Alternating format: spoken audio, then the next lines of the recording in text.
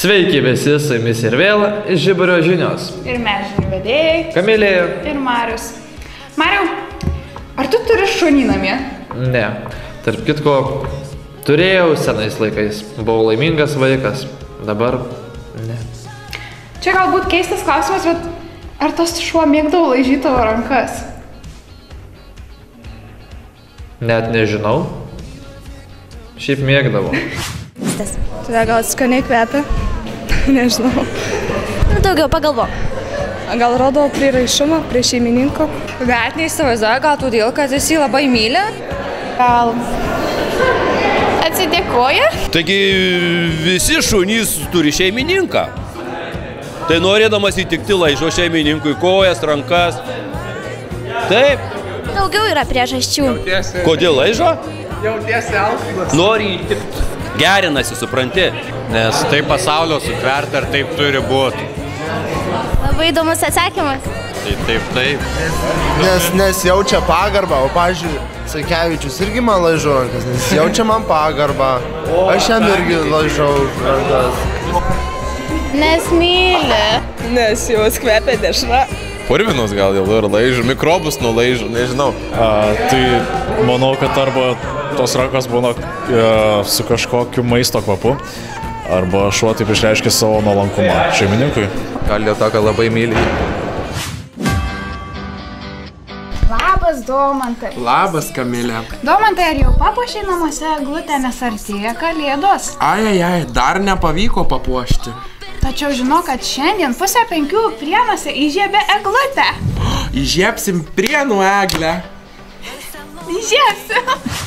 Dabar žinosiu, kodėl mano šuo mėgsta taip laižyti mano rankas. Bet kad tu katę turi? Turiu šunį, Mariau. Mariau, o kaip tau atrodo, kokia spalva va šiuo metu yra madingiausia?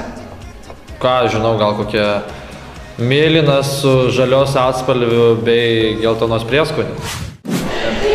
Sveiki, šiandien mados reidas paklausinės mūsų mokyklos mokinių apie juodą spalvą. Ar juoda spalva yra madinga ir ją visada galima lengvai pritaikyti?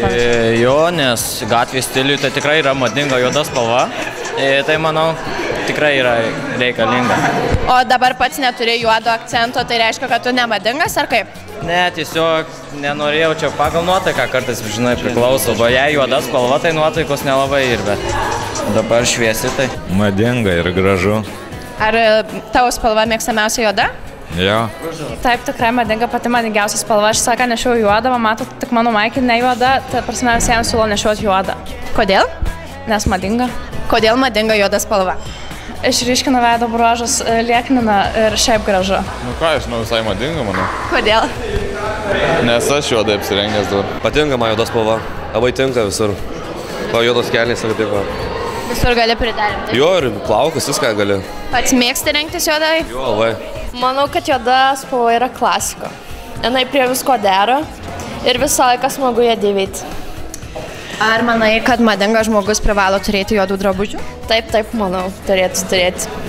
Manau, kad madinga, bet dabar gal reikėtų rengtis labiau ryškiai negu juodai. Kodėl?